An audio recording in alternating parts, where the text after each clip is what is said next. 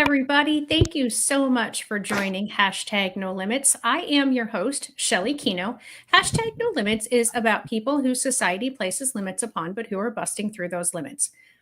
Ophelia says in Hamlet, we know who we are, but not who we will be. And I believe that to be 100% true based on my own life experiences, but so many other lives that I have been part of. And that I don't think there is a better or more beautiful example than the caterpillar turning into the butterfly. Really quick science lesson here for those who don't know. The caterpillar literally dissolves into its cells right when it thinks its life is over. It reforms into the butterfly in the cocoon, and it's still not finished struggling, though. It has to struggle for its wings in order for them to be strong enough when they get out of the cocoon to take it everywhere it's going to go and to soar to all the beautiful heights that it goes to. None of that can be easy, but none of that is easy as an individual busting through the limits that society places upon us. So I just am so excited. My guest today has a very personal story, as most of my guests do, but this is one that the topic is, I think, a little bit more sentimental and hard because I have known people very personally who have experienced what we're going to talk about today. And I'm so appreciative for Debbie coming on. I'll bring her on in just a few more seconds. I just want to remind you, if you are watching live, give us a hashtag live and where you're watching from. If you're in the replay, give us a hashtag replay and where you're watching from. And make sure you like and subscribe to this channel because you don't want to miss any of the motivational and inspiring people that are on hashtag No Limits. I'm so happy that I've had as many episodes and had as many opportunities as I've had. All right, enough from me. I'm going to bring Debbie on. Debbie, thank you so much for being here today. How are you? Oh, I'm well. Thank you, Shelly, for having me. Absolutely, absolutely. So before we get started, you are the author of a book, and I just want to quickly have you give the title of the book, and then I'm going to talk about the giveaway that we're doing for today. Sure. The title is Raising Ricky. The tagline is a sister's lifetime promise to protect her brother with Down syndrome. Yeah, and it's a beautiful book. I absolutely recommend that you get it. But not only do I recommend that you get it, we're going to give it to you for free today if you are the lucky winner. So in order to be the lucky winner, you just need to do a few things. You need to subscribe to the YouTube channel. You need to share this episode, excuse me, on YouTube or Facebook. And you need to comment hashtag No Limits on this thread on the Facebook or the YouTube. Either place will be acceptable. We're going to leave this open until Sunday night, which would be, I forgot to look at the date. That would be May 10th, I think, 10th or 11th, whatever the Sunday night is. And then I will do a random drawing of all those who subscribed to the YouTube channel, shared it on one of those platforms, and commented hashtag No Limits. So I appreciate that you are willing to give away one of your books, Debbie. And now let's talk a little bit more about you, and then we'll get into the book and how the book came to be. Sure. Well, I'm a retired nurse. I have been my brother's advocate for my entire life. He was born in 1961, way before there were any services available. In fact, my parents were advised to place him in an institution right from the hospital. I mean, can you imagine what that must have been like for them? But no, they brought their baby home. They had no help, no services, no physical therapy. And we ended up becoming his teachers and therapists. And so my story evolves about that. Unfortunately, my father was killed in a car accident when I was only 15. Ricky was 7. Oh, wow. My mother, I'm so sorry. Yeah, my mother was very distraught. And so I ended up becoming his advocate then and continued throughout his entire life. I still am his advocate. He's 63 now. Wow. So that's the crux of it. Yeah. So I want to talk about that a little bit more. The fact that, you were a big sister, you were all excited about having a little brother or little sister. And then in 19, you said 61, correct? 61, he was born. Yeah. So the special education law didn't come into being until 1975. And it wasn't even really until the late 60s, early 70s that there were even laws around the country about educating people with disabilities. Not even, I mean, the federal law didn't come in until the mid 70s. So when you talk about, I mean, the reason that the federal education law came into being is because of exactly what almost happened to your brother. Exactly. Families were told, you need to put these children in institutions. Their, their life isn't going to amount to anything, and almost to the point of they're even not worthy to live. Go ahead. I can see you wanted to comment. Well, no, it's just so sad when you think about it. How did they know? They didn't know. Right. These doctors told my parents, this baby will never walk or talk or have a life. Well, if he would have been in an institution, of course, that's what would have happened. But he did learn, and he was extremely high functioning. In fact, he had a job for 10 years. He lived in an apartment fairly independently. He needed some assistance and supervision, but he had a wonderful life. So, and now the fact that these adults are living much longer is wonderful. However, now they have the added issue of developing Alzheimer's disease. Yeah, and that's where it gets extra personal for me, because I have had, my grandfather had dementia, and my father passed away much younger than what his father had been, but he was kind of on the cusp of starting with some dementia, and neither of them had Down syndrome, and I can just imagine how much more complex and complicated the situation becomes when you add in that other factor, that other layer. Yeah. And the fact that there's little clinical research or clinical trials on this population makes it another layer of discrimination. Yeah, that's an excellent point. And not honestly something I think most people consider. That we have to have all those represented that have dementia, no matter what other factors are going on. Exactly.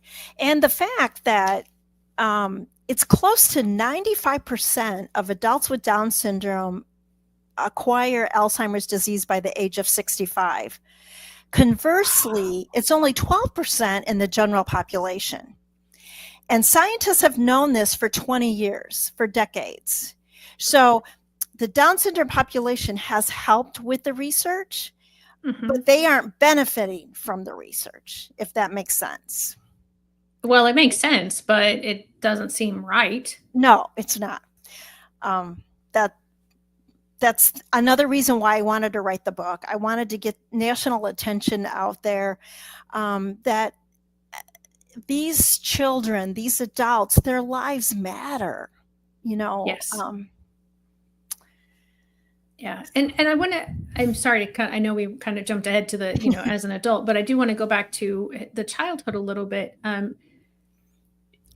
As you said, he was capable of doing many things that doctors did not expect him to do. Now, your family did not put him in the institution. Did they homeschool, or did they find a school setting for him?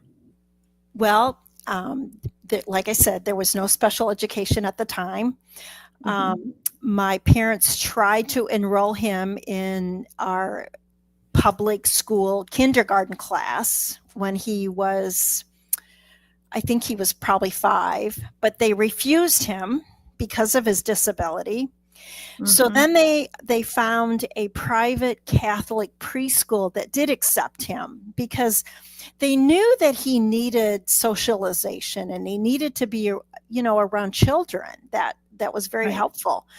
So he attended this preschool for a couple of years, And then finally, they started a special education class in our little town. So that helped.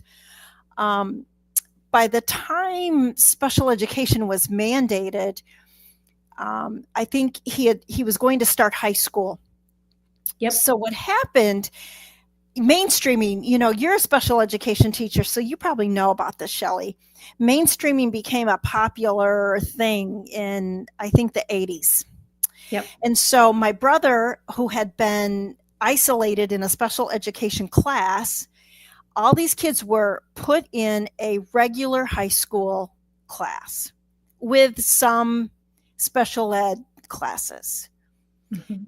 And with no implementation, they didn't know what they were doing. And unfortunately, these kids were bullied and treated horribly. Yeah. It was just really sad. And that's when my husband and I started a Special Olympic team to help with that. And it made a huge difference.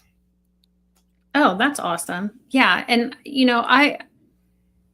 I do some professional development for educators, but I also use the same talk or very similar talk and provide it to businesses, and I talk about the fact that we can legislate all we want and we can have, a million laws on the books. But if we don't change a person's heart, we're not going to change their attitude. Right. Right. One of the reasons that I do #NoLimits is because I want to change people's perspective of those who are different than them. And to me, my focus is disabilities. That's where my passion is. But that difference can be any kind of difference. It can be a socioeconomic difference. It can be a cultural difference. It can be a language difference. It can be, like I said, I'm focused on the disability difference. But I think it is so sad how many people still have those 1960s, 70s, yes. 80s beliefs about people with disabilities. Yes, it's still sad. In fact, I wrote a blog post about the myth of inclusion because, mm-hmm. We want to say that we have inclusion, but we really don't, not yet. No. And again, that's another thing that I train a lot of teachers through professional development. And I talk about that just bringing a child into a classroom is not including them. No. Because then, we would say that every person in a movie theater is included in every other person's life. If all we do is just physically place the person there and say, well, you've been included. Right. If we're not interacting, if we're not, setting them within the population of the classroom versus setting them in the back corner or somewhere, if we're not acknowledging their presence by, saying hello or welcoming them into the classroom, having them participate in activities, giving them, their own space. There's so many little things that can promote inclusion and acceptance, but we don't even do those. Yeah, right. Well, you're probably familiar with the Best Buddies program in high schools. I am. And it's wonderful. I wasn't familiar with them, and I started a program similar for my middle schoolers, and then later on found out about the Best Buddies program. Yeah. So I think that has made a huge difference in the regular high schools with kids accepting other people with disabilities. One of my proudest moments was Ricky was probably in his 40s, and he got involved in the Best Buddies program through the college that was in our town. And he had this fantastic best buddy. And so Ryan and him, they would go to movies and bowling and things like that. But then Ryan had these huge ideas for Rick, and he ended up helping him present speeches at high schools about not using the R word in casual conversation. Nice. And when I used to go to them and I would see the response of the high school kids to him, it just brought me to tears because he would get a standing ovation because Oh, people, wow. they just didn't understand what that word, how that word was so demeaning. And Right. they just say it so casually. Oh, that's so retarded. And, it's really Right. hurtful when you think about it. Yeah, I want to acknowledge we have Fran joining us. She is joining us from Southern Illinois, Oh, and she said that her kiddo's school didn't have the Best Buddies program when they went through school, and I don't know if that school district has them now. I know it's in the area where I am. It's not really a program that happens. Like I said, I started one at my when I taught middle school special education students, and it was a phenomenal success because it did what Best Buddies does. It brings people of the general education population to the special education population, and they interact, they have fun, they play games, right. they maybe they do some tutoring, maybe not, but it's just having that exposure, and Yeah, again being able to challenge those perspectives and hopefully change those perspectives that it doesn't matter what the difference is. A person is a person first. right. And, I think things like that become contagious. If Mm-hmm. one person stands up, then somebody else wants to stand up. And Right. Yeah. No, absolutely. And so I appreciate, yeah, what you said about that the special ed law came into being about 1975, so he would have been about 14 going into high school. And the bullying thing is, again, it still happens today. I hope it doesn't happen to the extent that it used to happen because of programs like Best Buddies, because of your book and my book and shows like this, that it's getting out there. yeah, That hope just so. because somebody has a difference doesn't mean they're bad or less than. Yeah. And I think sometimes maybe it's fear. You Oh, know, absolutely. I people don't know how to approach somebody that has a developmental disability. Um, I know even in my own community, sometimes we would take Ricky to events, and some people would be standoffish, like, you know, Yeah. but once they would start talking with him and they find, like, oh, he's wonderful, he's entertaining, he's fun, Yeah. they just give him a chance. Right. And again, it doesn't matter what the difference is. No, Don't just accept the bias that you have. Actually challenge your bias and go interact with somebody who's different than you. right, right. I think that's how we will change the world and make it a better place. I hope so. It's one of the sayings that I have on my website is I'm trying to change the world to make it better for all, one IEP, one individualized education program at a time.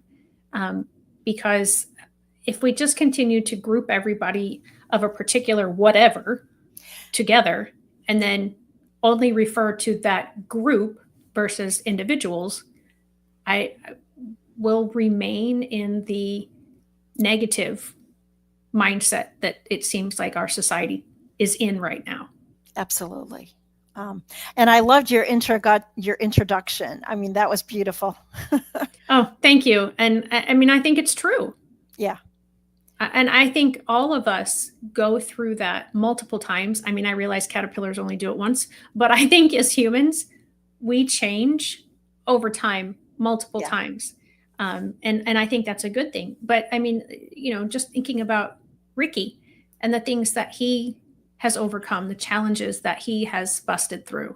Do you want to talk more about some of those things? yeah. The things that he accomplished. For example, he was in a play. He auditioned for this play. I saw this advertisement in a Down syndrome newsletter, and they were asking for a teen with Down syndrome. Well, he was in his 40s by then, but I knew he could pass for a teen. So I took Mm-hmm. him to the audition, and he was able to follow the director's directions. He could say the lines, and he even could portray different emotions. I was shocked at his ability. Like, where did this Yeah. come from? So we spent, I think, 5-6 weeks for practice, and Ricky um, was the only actor that had a developmentally disability. The other actors were typical teens. Oh, And okay. to see the transition of them from the beginning, like not wanting to talk to him, at the end, they loved him. It Right. just was such an experience. And there's a whole chapter in the book about this play. So, I hope your readers get a chance to check it out, because it's a fun chapter, and what he accomplished was really something. Yeah, it's difficult for me to remember lines. I did a couple of, plays in high school, but never had anything that had a lot of lines to it because Yeah. memorization was never a strength of mine. And even now to try to sit and memorize something is quite difficult for me. So you talked about that when he was in high school, because they were trying to mainstream him and how poorly it was going, and it still is poorly done today because they don't have the proper training for the people doing it. That's just a side note. Um, but when you started that Special Olympics team, what did it look like? What sport was it in, or what activity was it in? Well, I can tell you it was the challenge of a lifetime, because I had no knowledge of sports. I just knew that I needed to do something to help him.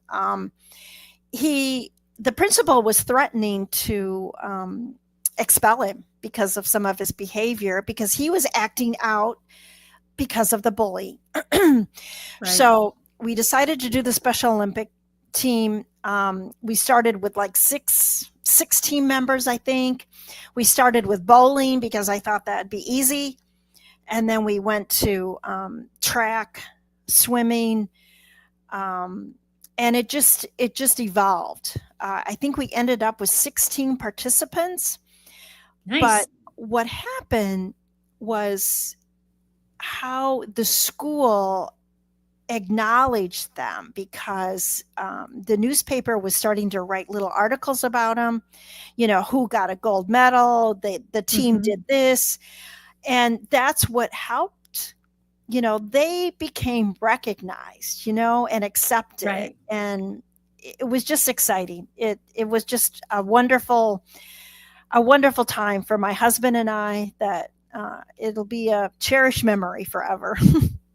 Yeah. And for anyone who's not involved with Special Olympics, I highly recommend it. I either as a participant or a volunteer, whether that's a Yeah. coach, whether that's a helper at the event, A hugger. whatever it is, a hugger. Yeah, I mean, there are so many activities now. Oh, yeah. Um, I mean, you mentioned, quite a few, but I'm always shocked when I see what's all available. And And it's not just sports. that just shows you what these kids are capable of, if given the Right. chance and the opportunity. Yes. Yeah, we have a gentleman local to us, and he is a Special Olympics ambassador for our state. And he's been to Florida, and I think he went to the International Special International, yeah, Olympics. yeah. Yeah, and yeah, I mean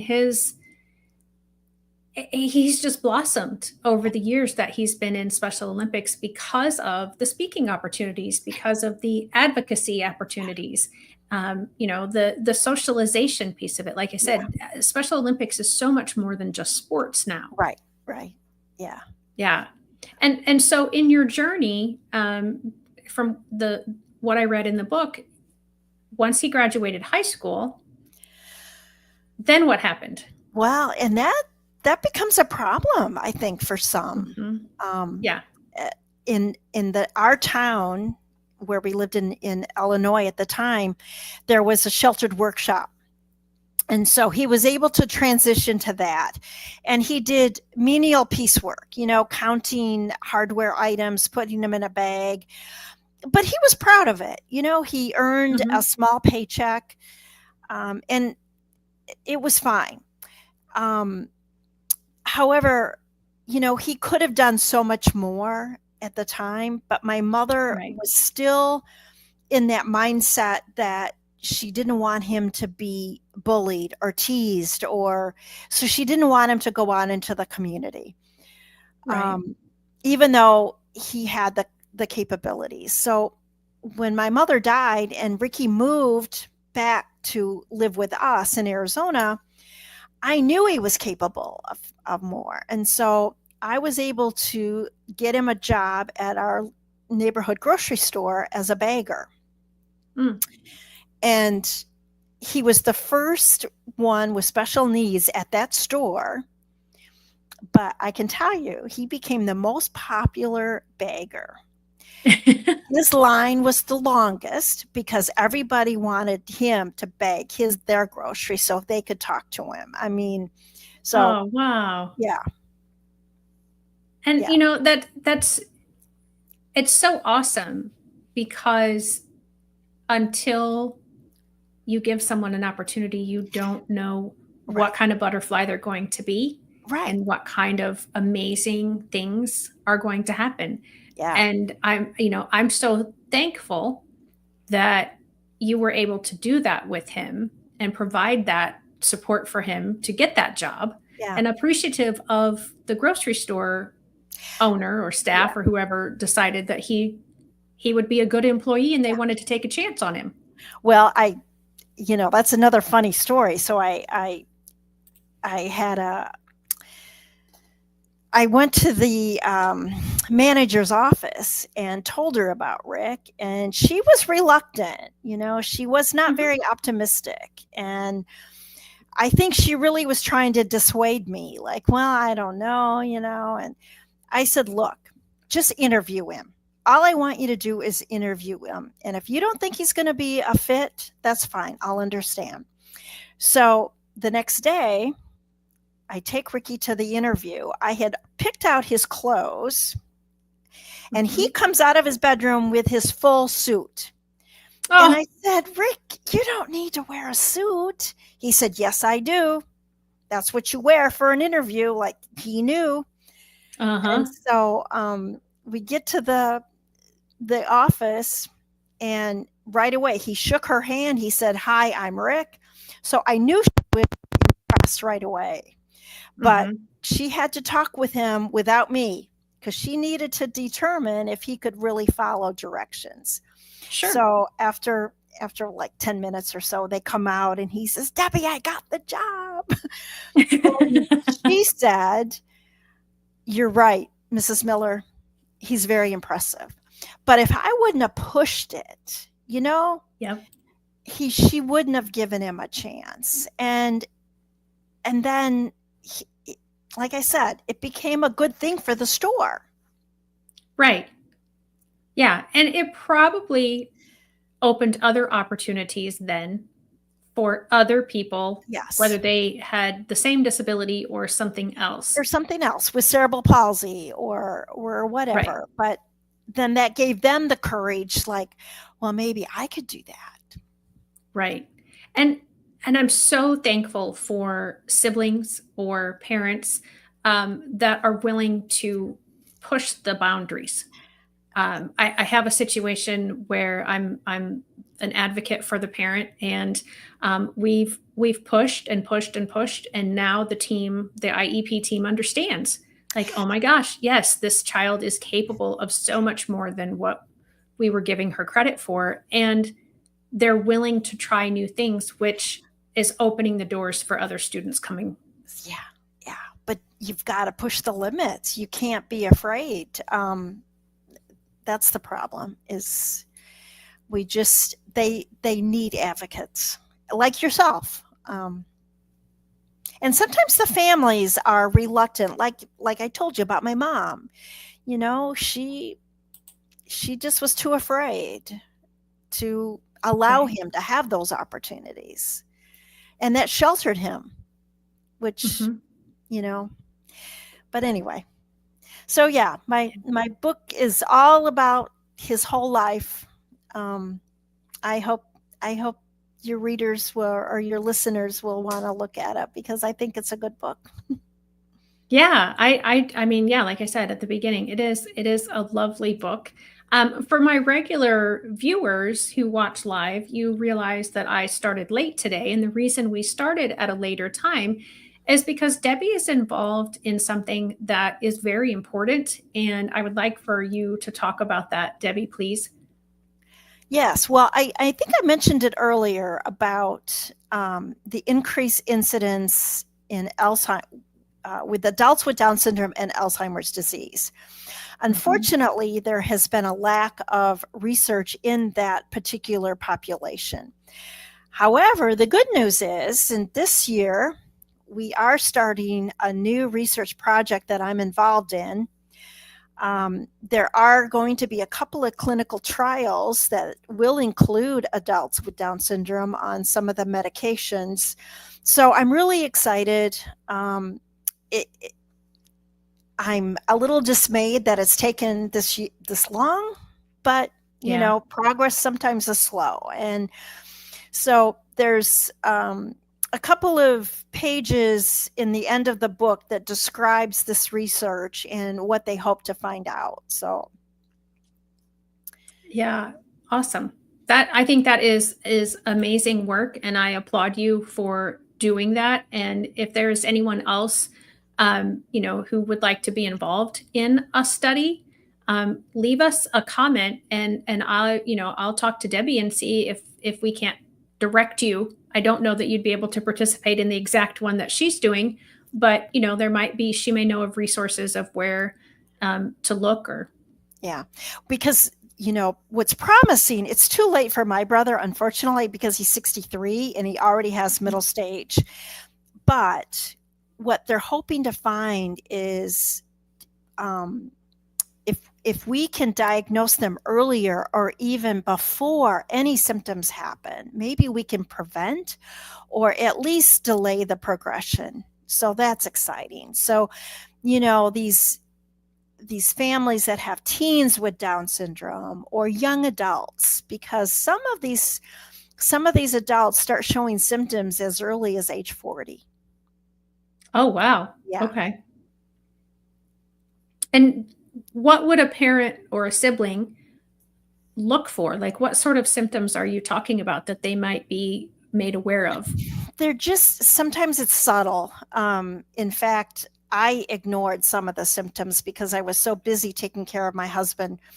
But just like with any person that starts developing dementia, they're more forgetful.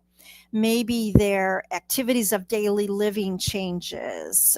For example, Rick was forgetting to put toothpaste on his toothbrush. He was forgetting to use soap in the shower. He had a pill reminder box and he wasn't taking the pills, like he was forgetting Mhm. to do that. So just things like that. But as the disease progresses, it's just like anyone else in the general population that has Alzheimer's or dementia. And so when you're saying, that he forgot to put the toothpaste on or forgot the soap, this isn't just a one occurrence. This is a multiple times. Right. And it just gradually more and more things were diminishing. Yeah. He was starting to wander at night. I was worried Mhm. about him falling. Um, just yeah, he still remembers me. He knows who I am, which I'm very Mhm. grateful for. Right. Um, but yeah, it's such a sad thing to watch. And somebody said to me, what it really hurt my feelings. They said, "Well, what's the big deal if he declines because he's already delayed?" And I'm like, excuse me? Oh, Watching no. his decline has been as devastating for me as watching a professor decline. What difference does it make? Right. So, Yeah. yeah, I'm so sorry. That kind of stuff really, really affects my heart. And that just, I'm it so just sorry that it's just somebody said that to ignorance. you. It's ignorance, right? Yeah. I, oh, Yeah, I'm still amazed. I shouldn't be after all these episodes, after all of my experiences. Um, but I'm still amazed at how exactly what you said, the ignorance yeah, is as far as what we what we say. And I don't even know if that person said it thinking that was somehow helpful. Um, I'm not sure. yeah. I mean, I mean, I'm just kind of like, sometimes when you're in a bad situation and you say something and you're like, oh my gosh, why did I say that? I hope that that person had that thought after they said that. Yeah, Um, I think they just thought they it, his decline wasn't going to be that much of a problem. I don't know. right. And that's the unfortunate part that we talked about earlier is there is still this belief that their life is less than. Yes, yes, and it's not. And it's not. It's I not. mean, I don't live their lives, but I don't, the people that I know who are different than me, and it's because of a disability, their lives are very rich and very fulfilling. It's a Yeah, different rich and a different fulfilling than mine, but nonetheless, it's a life fulfilling and a life that is rich. yeah, So just again, because it's different doesn't mean it's less than or bad or sad or whatever other negative connotation people right. want to put with it. Yeah. Well, yeah, Well, I'm so that's why you're go doing what you're doing, and I'm doing what I'm ahead. doing, right? Yes, yes, that is absolutely true. That is absolutely true. So I want to make sure that the audience knows how to get your book. So can they purchase it through the authordebbymiller.com website? No, they can't. I don't have a Okay. direct link. Um, well, there is a link on there, but it'll take you to Amazon. Okay. Um, Unfortunately, that's the best way to sell your books is on Amazon. I was able to get it into my local Barnes and Noble store, Oh, that's awesome. but yeah, that's a different deal. So yeah, you So go on Amazon. what will they find if they go to author Debbie, and that's DEBBIE Miller.com? That's my website, and I have a blog post. So I'm Okay. starting to write more blog posts about different different things. Okay. Um, about inclusion and some of the things that we have. So, it's just a way to interact with me if you want. Okay. But Amazon, you can get, there's the printed version, there is a Kindle version, and my audiobook will be available, I think, next week. That's exciting. So, Yeah, for those who are listening in the podcast form only, without the video version, by the time you hear this, her audiobook should be out. right. So, you want to check Amazon for that. So, I want to, for those who are just listening, one Amazon link is https://a.co/d as in dog /CYCTUKR.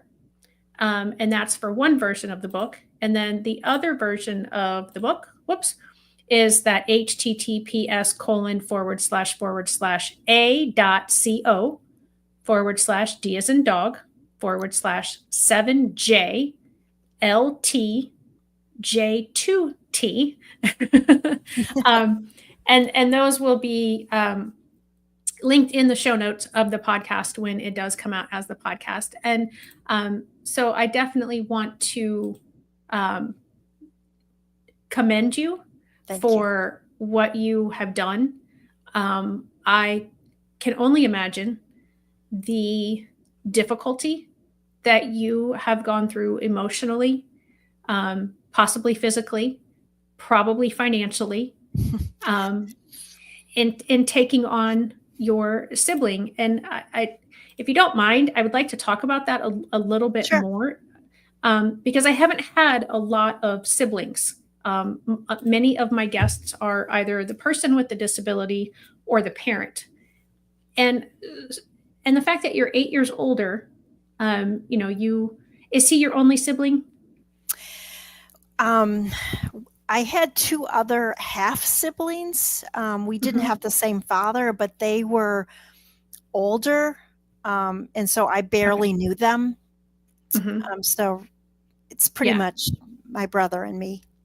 Yeah. And so, you have as an 8-year-old, these great expectations. You probably played with dolls and, before he was there to kind of get used to the idea of, what it would be like and whatever. And so how did it change you and kind of how you interacted with your friends and your activities? Well, um, I didn't understand that he was any different. Looking back, um, and this is one of the first chapters, is a playmate on the playground said, "Your brother's a retard." And I didn't know what that word meant. And so I went home and asked my mother, and her shocked response was a slap across my face because, you just didn't use that word. Well, Wow. later they explained Ricky has a condition called Down syndrome, blah, blah, blah. And so then it became my, I guess, goal in life to protect him. Um, Mm. and so I would fight kids on the playground. Nobody's going to call him that. Nobody's, and it just became part of my life. I would rush home from school and work with him on his exercises and on his speech because, like I said, he didn't have any therapists at that time. Right. We were, until we were able to get him into that preschool. So it's just been part of my life, I guess. I love him. And Yeah. I just I knew mean, that I had to take care of him. yeah. And in your book you talk about the struggles that your mom dealt with. And I don't know if you want to share any of that right now, but Well, sure. I think I think she suffered from um, a few things: mental illness, and Ricky's diagnosis was hard for her to take, and since she did not have any support system.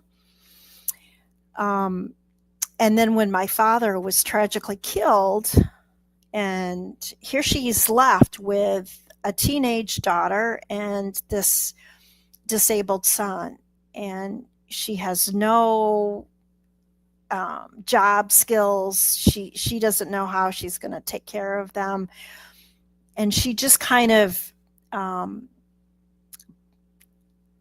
checked out, if you know what I yeah. mean. And Yeah. so I had to step in. But I had wonderful grandparents that helped me. Um, you know, you don't know what you're able to achieve or overcome until you do it, right?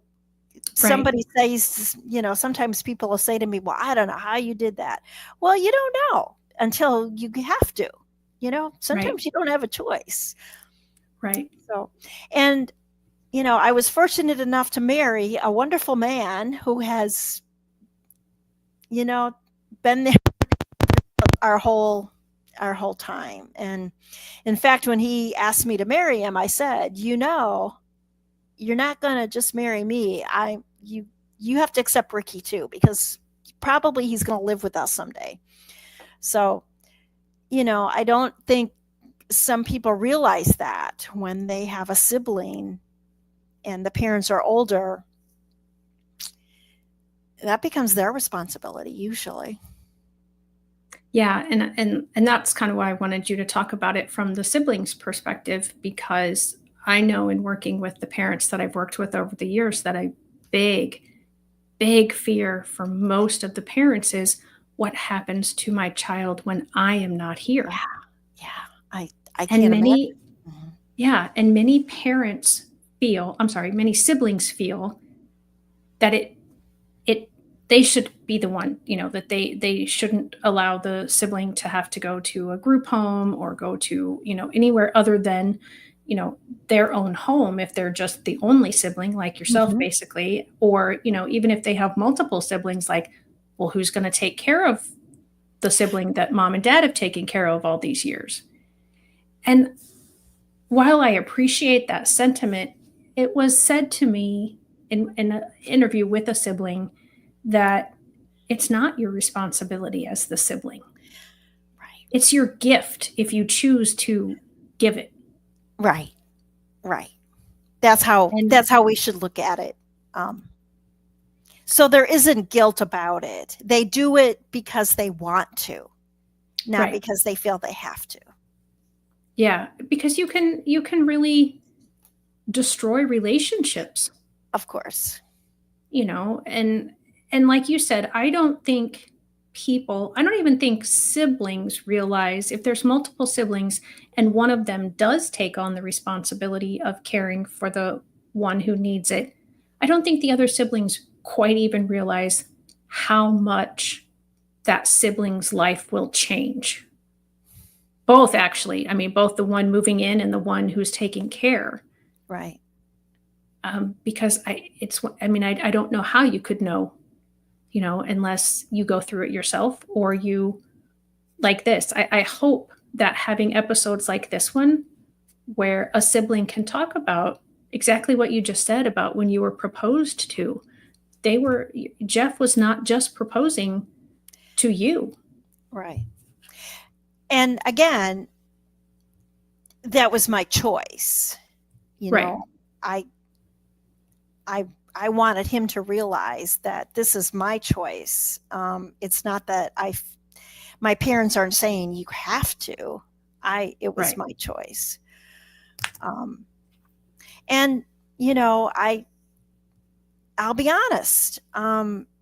Sometimes I felt burdened, or Mhm. I felt sorry for myself because why Jeff and I retired, and it's like, why can't we enjoy our retirement? No, we still have Rick to worry about. Um, Right. but, those are fleeting moments. And I get out of that rabbit hole quick because you have to just be grateful for what you have. You can't second guess. You can't look at other people and say, "Oh, I wish I was like them." No, your life is your life, and you have to make the best of it. Eh, that's a great sentiment. One of the things that you told me about in the form that I have my guests fill out is that you and Rick and your husband lived in an RV traveling all over the country for 4 years. Yes. Yeah. I'm not sure, and my husband is my best friend, that I could do that for 4 years, just my husband and I, let alone throwing in a sibling. And so kudos to the three of you for all coming out of that still happy and in a good relationship. I know, I know. I look back at that, like, how did we do it? But I tell you what, it was the best time. It was the best time. We met so many wonderful people, saw so many beautiful landscapes.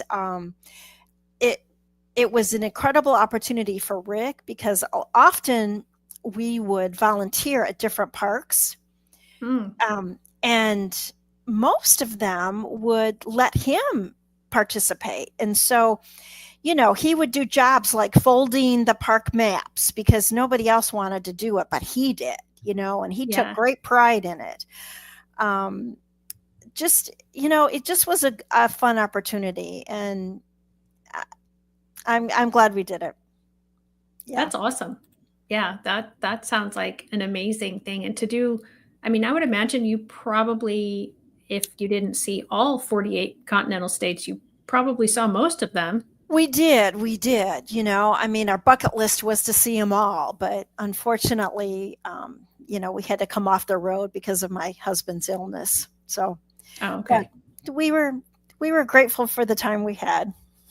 Yeah, that's amazing. That's absolutely amazing. Well, again, I want to bring up how people can connect with you. So they can go to author, AUTHOR, Debbie, DEBBIE, Miller, MILLER.com, and read your blogs there. They can go to Amazon, and it's probably easier to type in Raising Ricky Yeah, than it it'll come is up that right. for you to try to get this link down, but it is there. And then we also have the other link. One's the ebook, one's the paperback version.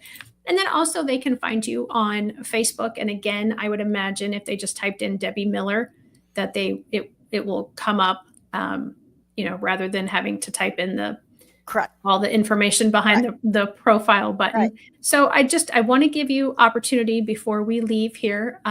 Is there anything that you wanted to say today or wanted to discuss that we haven't so far? No, I think, I just am very grateful for this opportunity. I think my book will resonate with many, even if you don't have somebody with a disability in your family, because it's about resilience and family and love and, just never giving up because there's always tomorrow.